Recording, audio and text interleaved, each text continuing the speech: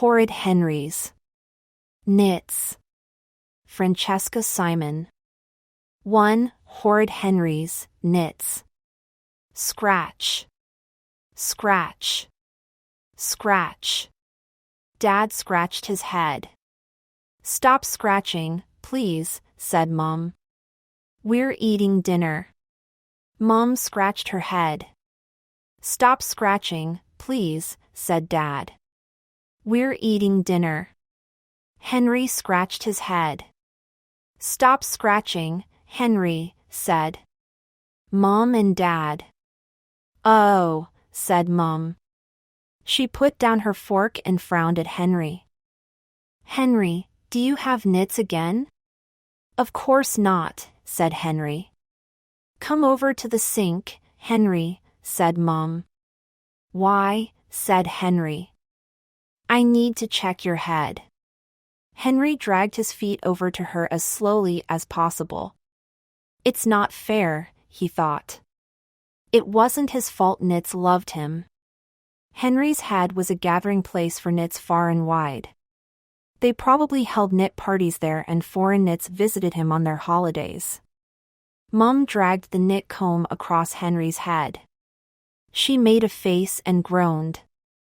You're crawling with nits, Henry, said Mom. Ooh, let's see, said Henry.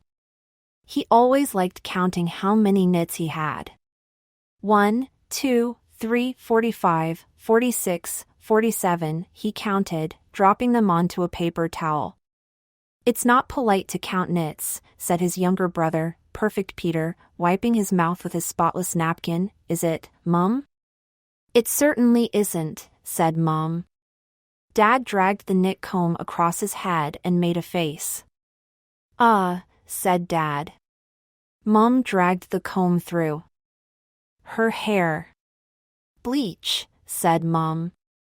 Mom combed Perfect Peter's hair. Then she did it again. And again. And again. No nits, Peter, said Mom. Smiling. As usual. Well done, darling. Perfect Peter smiled modestly. It's because I wash and comb my hair every night, said Peter. Henry scowled. True, his hair was filthy, but then.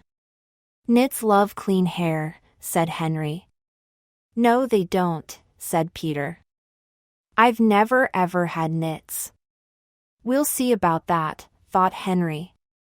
When no one was looking, he picked a few nits off the paper towel. Then he wandered over to Peter and casually fingered a lock of his hair. Leap. Scratch. Scratch. Mom, squealed Peter. Henry's pulling my hair. Stop it, Henry, said Dad. I wasn't pulling his hair, said Henry indignantly.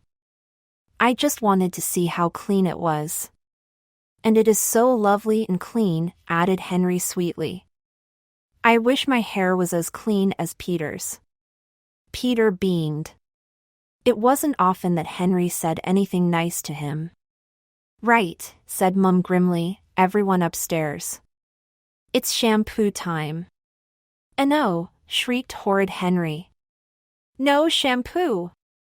He hated the stinky, smelly, horrible shampoo much more than he hated having nits. Only today his teacher, Miss Battleaxe, had sent home a knit letter. Naturally, Henry had crumpled up the letter and thrown it away. He was never ever going to have Pawnee knit shampoo on his head again. What rotten luck Mom had spotted him scratching. It's the only way to get rid of nits, said Dad. But it never works, screamed Henry. And he ran for the door. Mom and Dad grabbed him. Then they dragged him kicking and screaming to the bathroom. Nits are living creatures, howled Henry. Why kill them? Because, said Mom. Because they're blood-sucking nits, said Dad. Blood-sucking. Henry had never thought of that. In the split second that he stood still to consider this interesting information, Mom emptied the bottle of supersonic nit-blasting shampoo over his hair. "And no!" screamed Henry. Frantically, he shook his head. There was shampoo on the door. There was shampoo on the floor. There was shampoo all over Mom and Dad. The only place there was no shampoo was on Henry's head. "Henry! Stop being horrid," yelled Dad, wiping shampoo off his shirt. "What a big fuss over nothing," said Peter. Henry lunged at him. Mom seized Henry by the collar and held him back. "Now, Peter," said Mom. "That wasn't a kind thing to say to Henry, was it? Not everyone is as brave as you." "You're right, Mom," said perfect Peter. "I was being rude and thoughtless. It won't happen again. I'm so sorry, Henry." Mom smiled at him. "That was a perfect apology, Peter. As for you, Henry," she sighed, "we'll get more shampoo tomorrow." "Phew," thought Henry, giving his head an extra good scratch. Safe for one more day. The next morning at school, a group of parents burst into the classroom, waving the knit letter and shouting. "My Margaret doesn't have knits," shrieked moody Margaret's mother. "She never has and she never will. How dare you send home such a letter?" "My Josh doesn't have knits," shouted his mother. "The idea!" "My Toby doesn't have knits," shouted his father. "Some nasty child in this class isn't bug-busting." Miss Battleaxe squared her shoulders. "Rest assured that the culprit will be found," she said. "I have declared war on knits." Scratch. Scratch. Scratch. Miss Battleaxe spun round. Her beady eyes swiveled over the class. Silence. "Who's scratching?" she demanded. Henry bent over his worksheet and tried to look studious. "Henry is," said moody Margaret. "Liar," shouted horrid Henry. "It was William." Weepy William burst into tears. "No, it wasn't," he sobbed. Miss Battleaxe glared at the class. "I'm going to find out once and for all who's got knits," she growled. "I don't," shouted moody Margaret. "I don't," shouted rude Ralph. "I don't," shouted horrid Henry. "Silence," ordered Miss Battleaxe. "Nora, the knit nurse, is coming this morning. Who's got knits? Who's not bug-busting? We'll all find out soon." "Oh," thought Henry. "Now I'm sunk." There was no escaping Nitty Nora Bug Explorer and her ferocious combs. Everyone would know he had the knits. Rude Ralph would never. Stop teasing him. He'd be shampooed every night. Mom and Dad would find out about all the knit letters he'd thrown away. He could of course get a tummy ache double quick and be sent home. But Nitty Nora had a horrible way of remembering whose head she hadn't checked and then combing it in front of the whole class. He could run screaming out of the door saying he'd caught mad cow disease. But somehow he didn't think Miss Battleaxe would believe him. There was no way out. This time he was well and truly stuck. Unless suddenly Henry had a wonderful, spectacular idea. It was so wicked and so horrible that even horrid Henry hesitated. But only for a moment. Desperate times call for desperate measures. Henry leaned over clever Claire and brushed his head lightly against hers. Leap. Scratch. Scratch. "Get away from me, Henry," hissed Claire. "I was just admiring your lovely picture," said Henry. He got up to sharpen his pencil. On his way to the sharpener he brushed against greedy Graham. Leap. Scratch. Scratch. On his way back from the sharpener, Henry stumbled and fell against anxious Andrew. Leap! Scratch! Scratch! Ow! Yelped Andrew.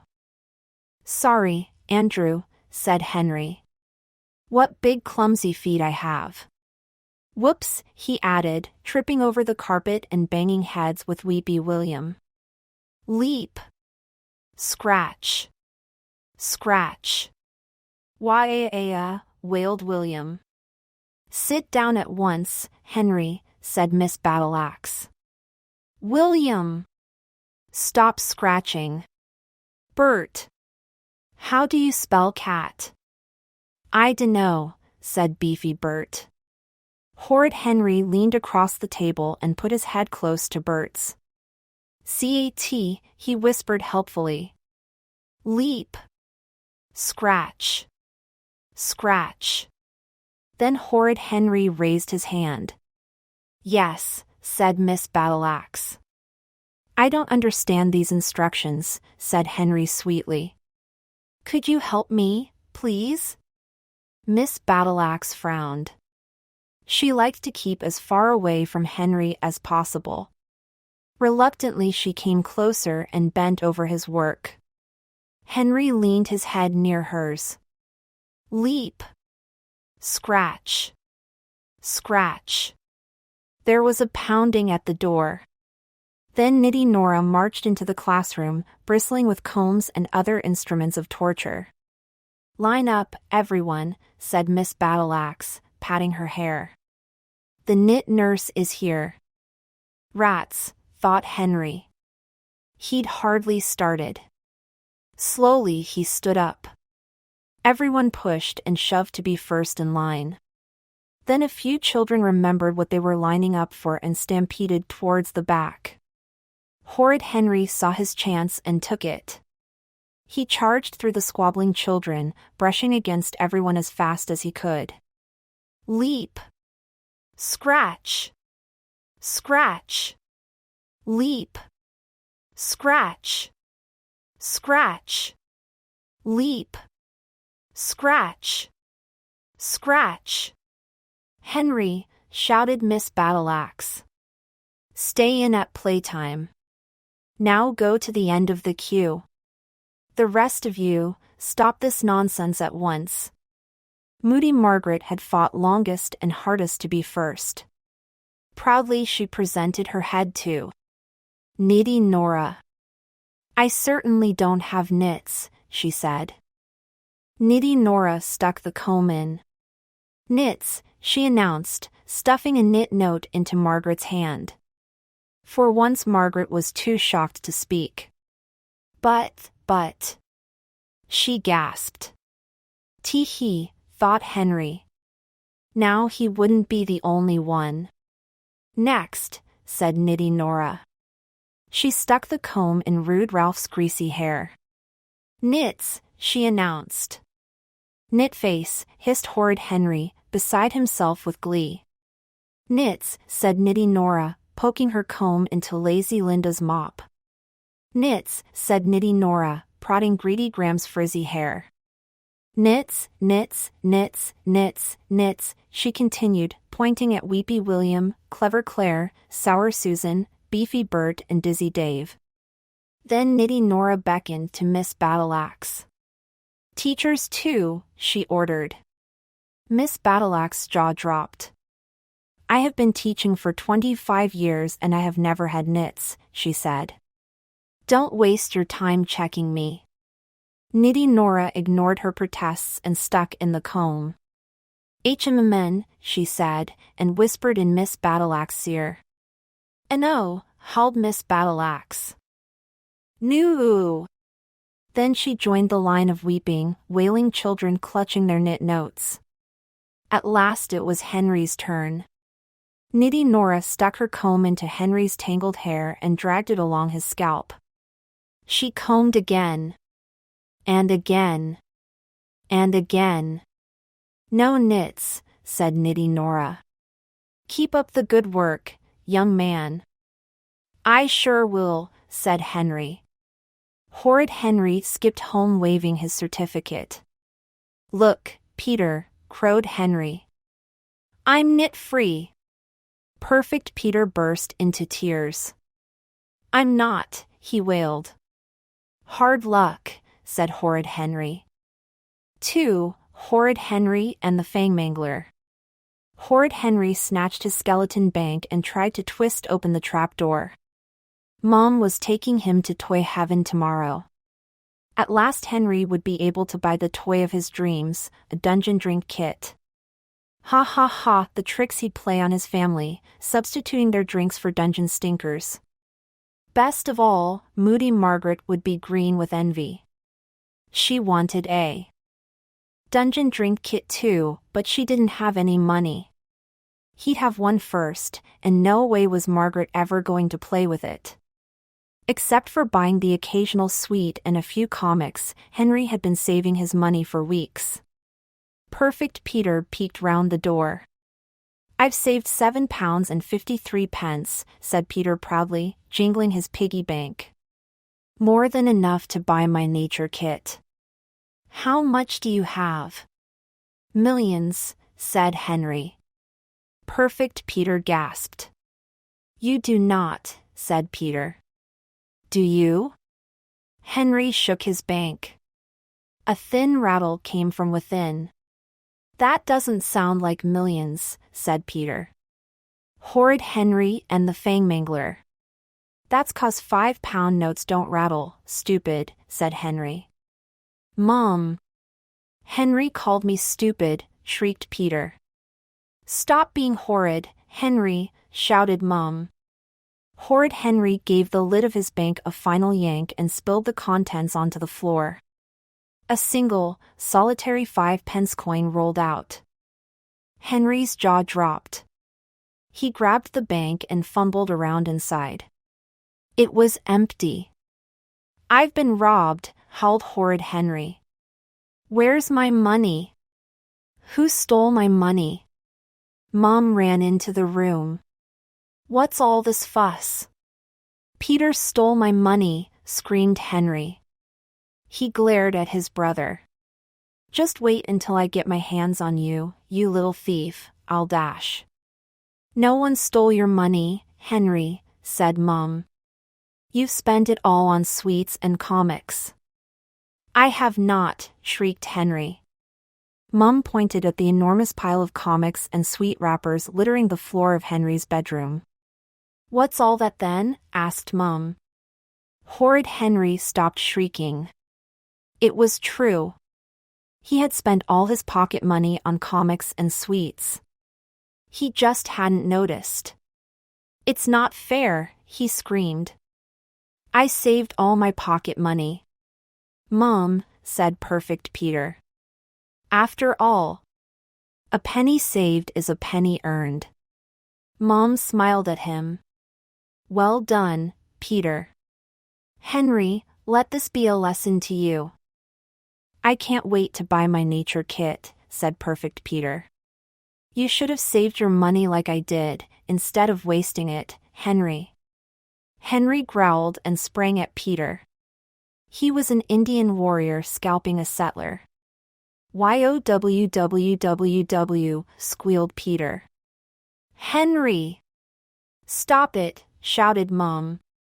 Say sorry to Peter. I'm not sorry, screamed Henry. I want my money. Horrid Henry and the Fangmangler. Any more nonsense from you, young man, and we won't be going to toy heaven, said Mom. Henry scowled. I don't care, he muttered.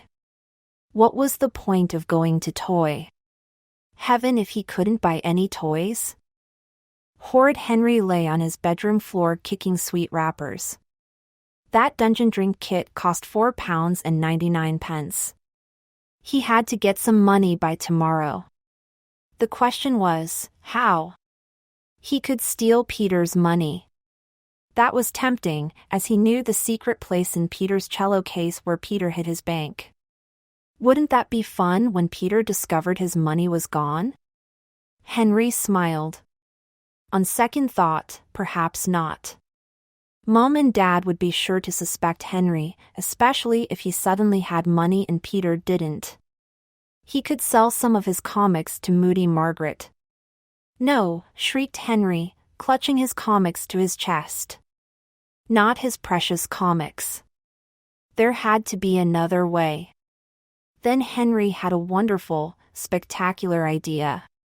It was so superb that he did a Wild War dance for joy. That dungeon drink kit was as good as his. And, better still, Peter would give him all the money he needed. Henry chortled. This would be as easy as taking sweets from a baby and a lot more fun. Horrid Henry strolled down the hall to Peter's room. Peter was having a meeting of the Best Boys Club, motto, "Can I help?" with his friends Tidy Tad, Spotless Sam and Goody Goody Gordon. What luck! More money for him. Henry smiled as he put his ear to the keyhole and listened to them discussing their good deeds. I helped an old lady cross the road. And I ate all my vegetables, said Perfect Peter. I kept my room tidy all week, said Tidy Tad. I scrubbed the bath without being asked, said Spotless Sam. I never once forgot to say please and thank you, said Goody Goody Gordon. Henry pushed past the barricades and burst into Peter's room. Password, screeched Perfect Peter. Vitamins, said Horrid Henry. How did you know? Said Tidy Tad, staring open-mouthed at Henry. Never you mind, said Henry, who was not a master spy for nothing. I don't suppose any of you know about fangmanglers? The boys looked at one another. What are they? Asked Spotless Sam. Only the slimiest, scariest, most horrible and frightening monsters in the whole world, said Henry. And I know where to find one. Where? Said Goody Goody Gordon. I'm not going to tell you, said Horrid Henry. Oh, please, said Spotless Sam. Henry shook his head and lowered his voice. Fangmanglers only come out at night, whispered Henry. They slip into the shadows, then sneak out and bite you, he suddenly shrieked. The Best Boys Club members gasped with fright. I'm not scared, said Peter. And I've never heard of a fangmangler. That's because you're too young, said Henry. Grown-ups don't tell you about them because they don't want to scare you. I want to see it, said Tidy Tad. Me too, said Spotless Sam and Goody Goody Gordon. Peter hesitated for a moment. Is this a trick, Henry? Of course not, said Henry. And just for that I won't let you come. Oh, please, Henry, said Peter. Henry paused. All right, he said. We'll meet in the back garden after dark. But it will cost you £2 each.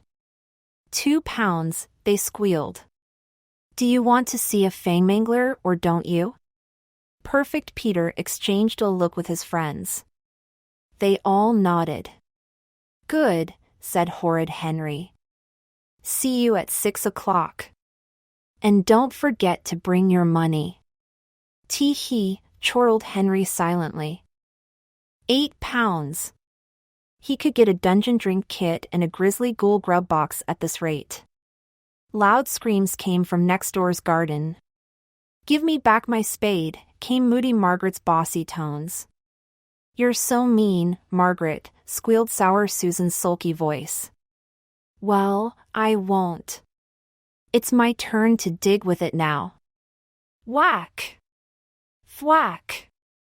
Wah-a-ah!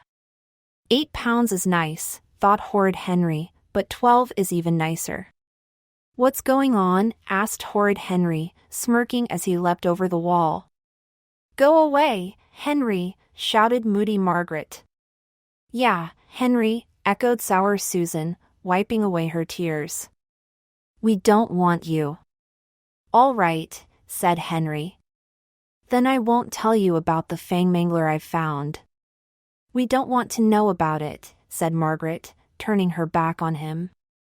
That's right, said Susan. Well then, Don't blame me when the fangmangler sneaks over the wall and rips you to pieces and chews up your guts, said horrid Henry. He turned to go. The girls looked at one another. Wait, ordered Margaret. Yeah, said Henry. You don't scare me, said Margaret. Prove it then, said Henry. How? Said Margaret. Be in my garden at 6 o'clock tonight and I'll show you the fangmangler. But it will cost you £2 each. Forget it, said Margaret. Come on, Susan. Okay, said Henry quickly. £1 each. No, said Margaret. And your money back if the fangmangler doesn't scare you, said Henry. Moody Margaret smiled. It's a deal, she said. When the coast was clear, horrid Henry crept into the bushes and hid a bag containing his supplies, an old, torn t-shirt, some filthy trousers and a jumbo-sized bottle of ketchup. Then he sneaked back into the house and waited for dark. Thank you, thank you, thank you, thank you, said horrid Henry, collecting £2 from each member of the Best Boys Club. Henry placed the money carefully in his skeleton bank. Boy, was he rich! Moody Margaret and Sour Susan handed over £1 each. Remember, Henry, we get our money back if we aren't scared, hissed Moody Margaret. Shut up, Margaret, said Henry. I'm risking my life and all you can think about is money. Now everyone, wait here, don't move and don't talk, he whispered. We have to surprise the fangmangler. If not... Henry paused and drew his fingers across his throat. I'm a goner. I'm going off now to hunt for the monster. When I find him, and if it's safe, I'll whistle twice. Then everyone come, as quietly as you can. But be careful. Henry disappeared into the black darkness of the garden.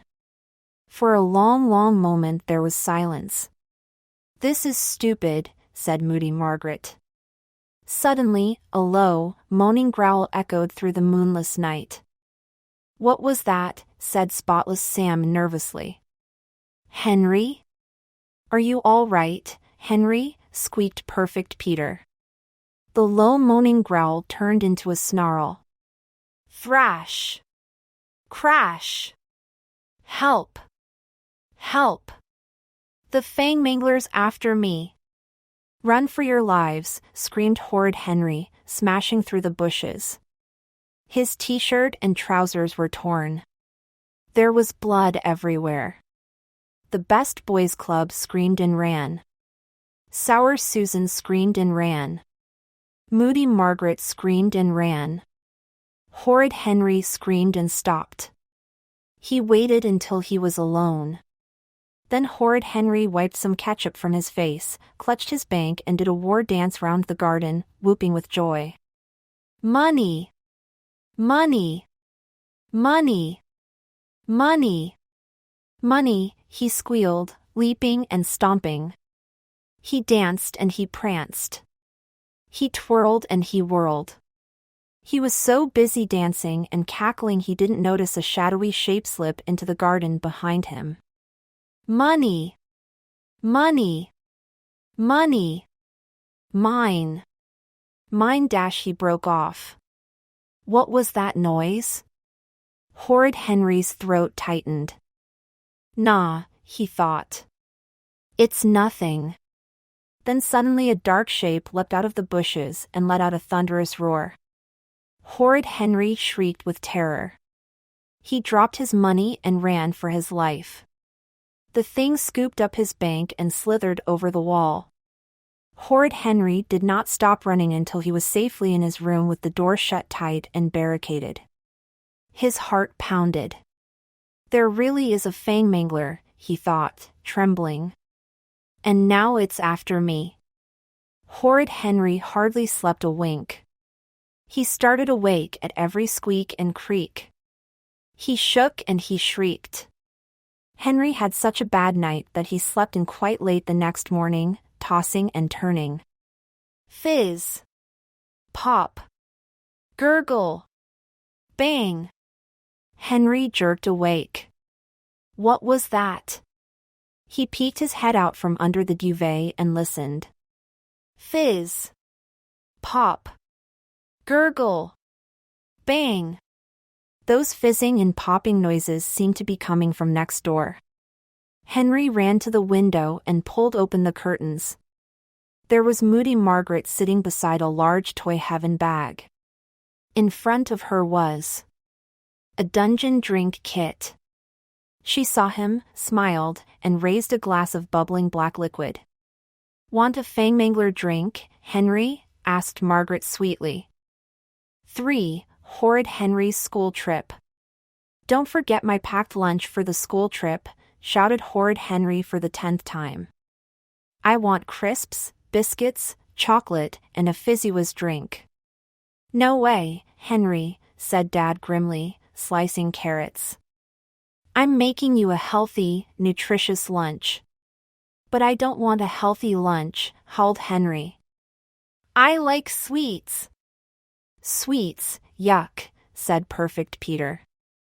He peeked in his lunch box. Oh boy, an apple, said Peter. An egg and cress on brown bread with the crusts on.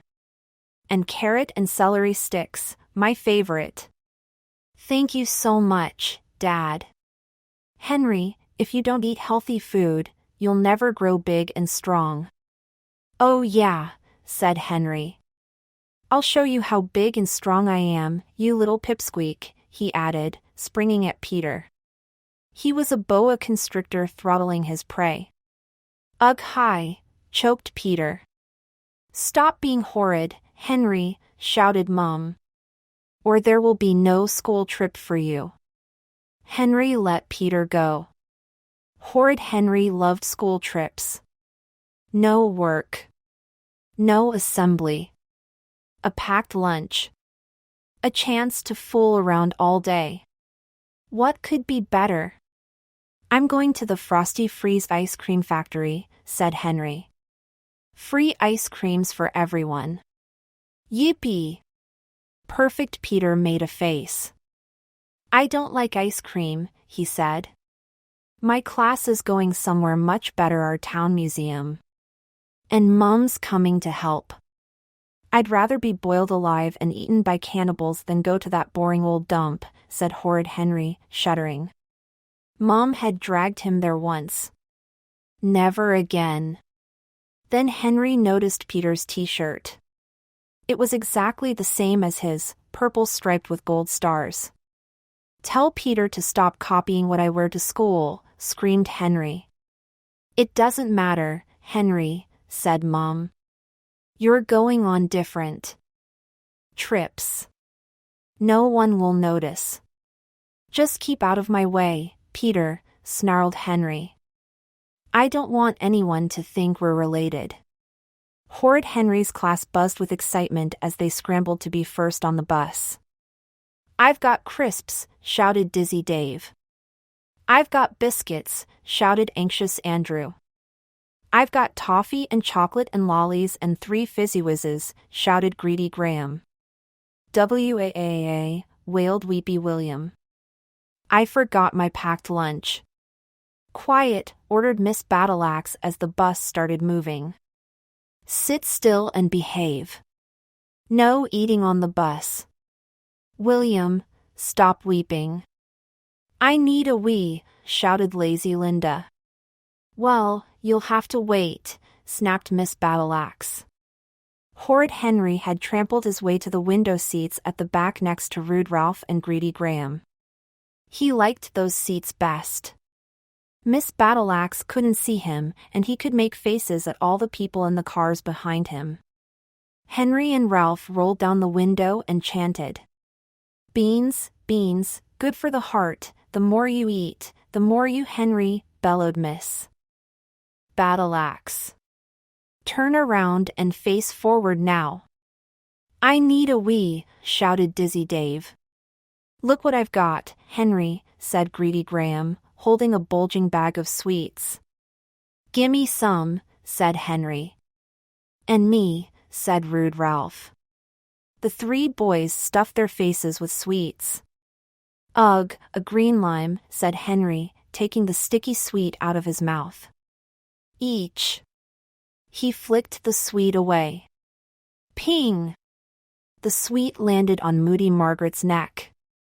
Ow, said Margaret. She turned round and glared at Henry. Stop it, Henry, she snarled. I didn't do anything, said Henry. Ping! A sweet landed in sour Susan's hair. Ping! A sweet stuck on anxious Andrew's new jumper. Henry's throwing sweets, shouted Margaret. Miss Battleaxe turned round. Henry! Sit next to me, she said. I needed a wee, wailed Weepy William. Finally, the bus drove up to the Frosty Freeze factory. A gigantic, delicious-looking ice cream cone loomed above it. We're here, shouted Henry. You scream. I scream. We all scream for ice cream, shrieked the children as the bus stopped outside the gate. Why are we waiting here? Yelled Greedy Graham. I want my ice creams now. Henry stuck his head out of the window. The gates were chained shut. A large sign read, "Closed on Mondays." Miss Battleaxe looked pale. I don't believe this, she muttered. Class, there's been a mix-up, and we seem to have come on the wrong day, said Miss Battlebutt. Never mind. We'll go to Dash.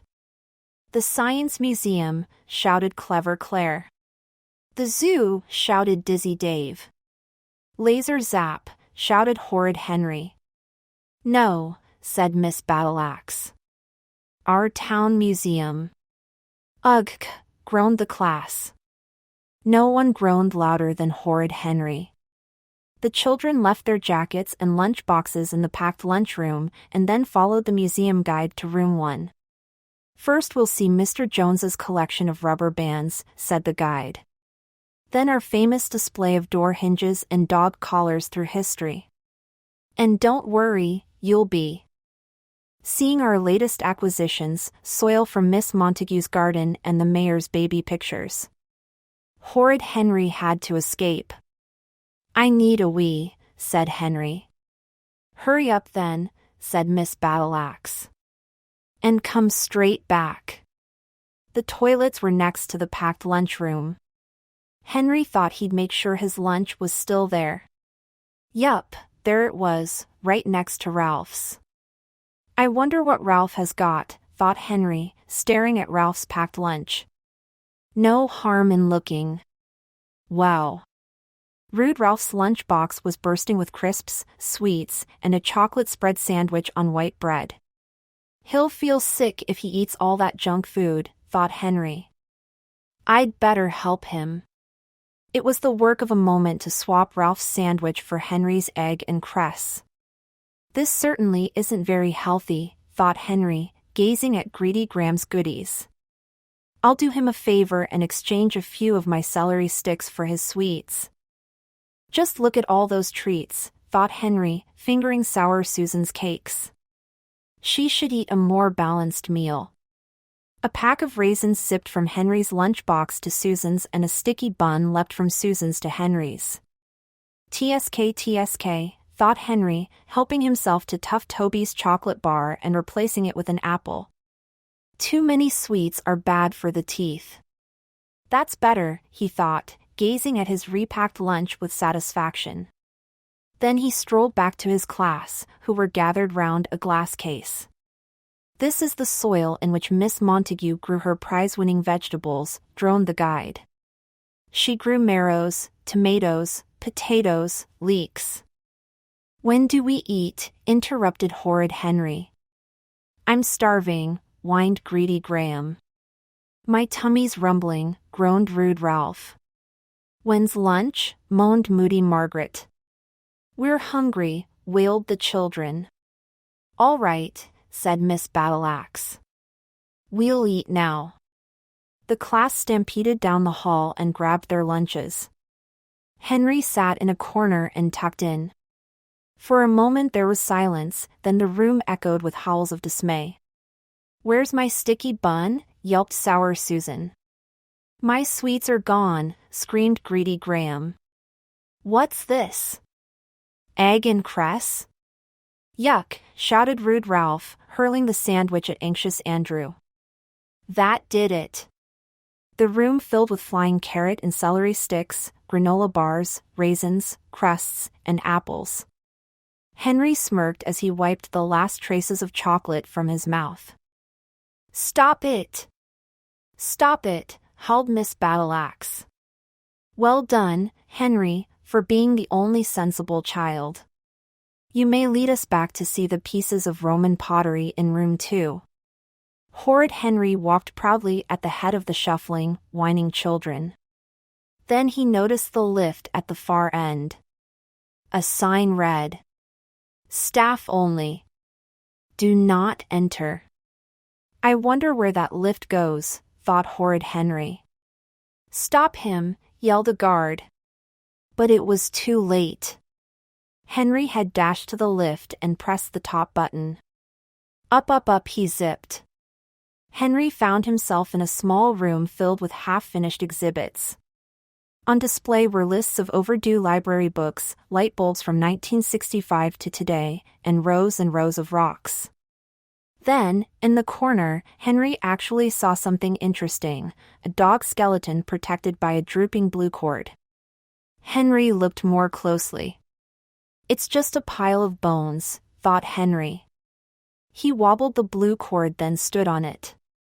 "Look at me, I'm a tightrope walker," chortled Horrid Henry, swaying on the blue cord. "I'm the best tightrope walker in AGGGHHHH." Horrid Henry lost his balance and toppled against the skeleton. Clitter-clatter! The bones crashed to the ground. Ding, ding, ding. A burglar alarm began to wail. Museum guards ran into the room.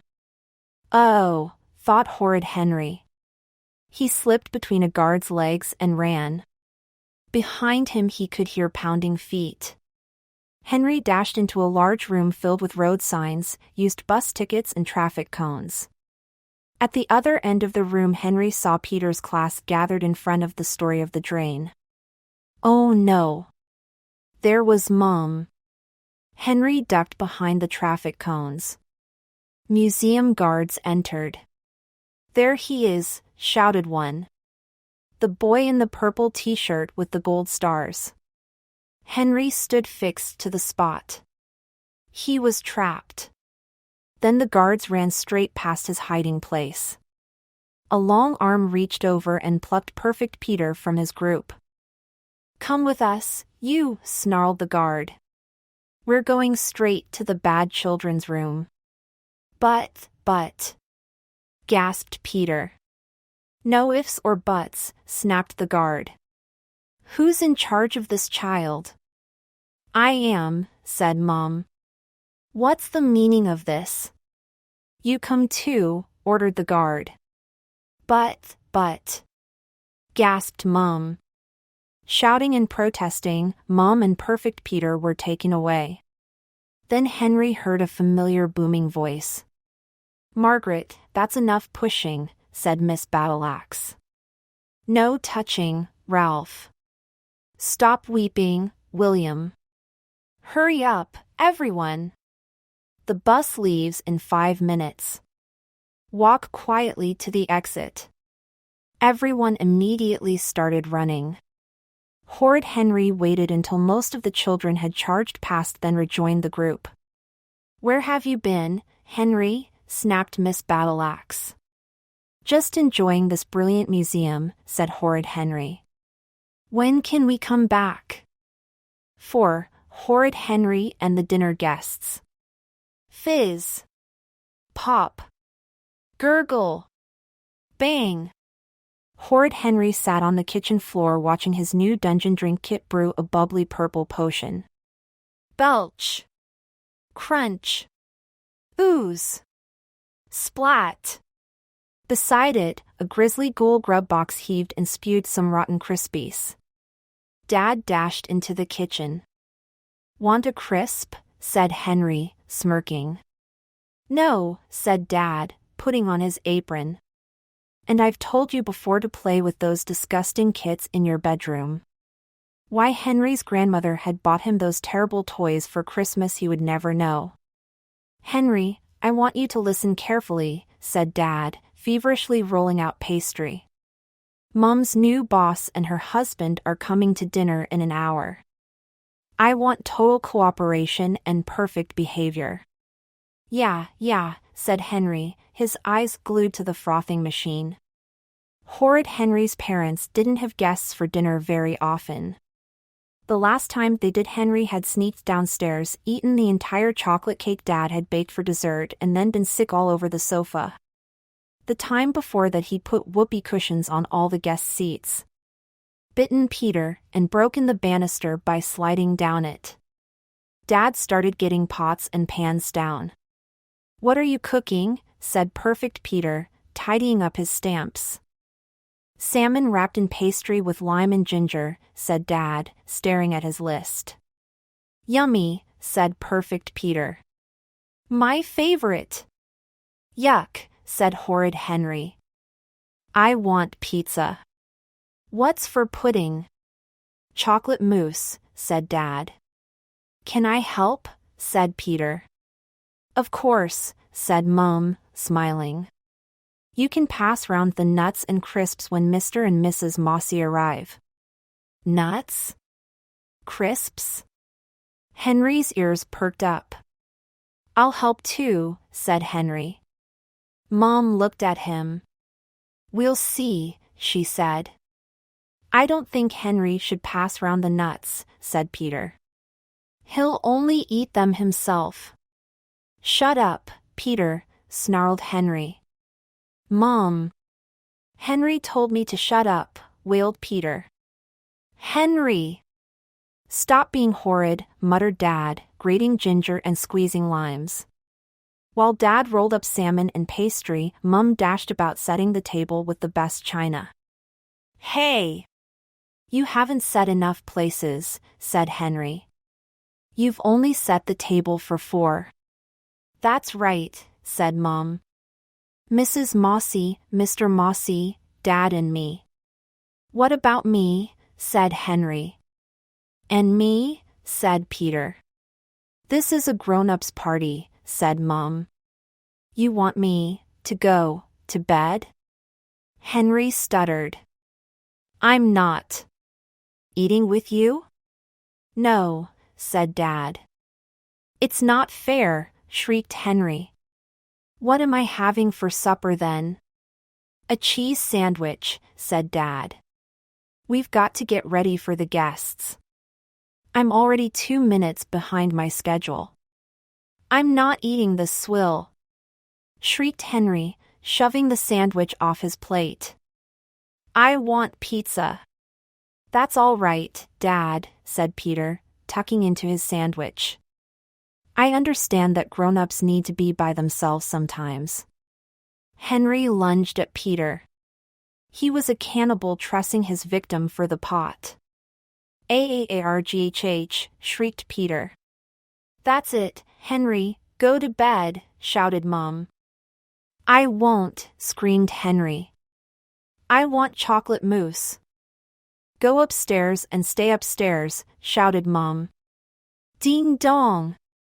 Aff, squealed Dad. They're early.